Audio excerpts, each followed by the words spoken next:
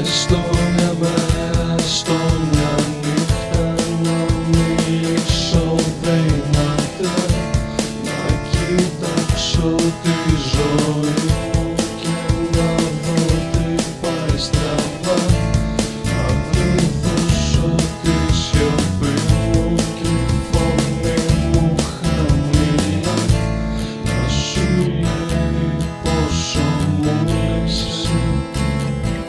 Όταν ήμασταν παιδιά μικρά, ζωηρά και περπατούσαμε ξυπόλυτα, όχι απόλυτα, τόσο όμορφα ανόητα.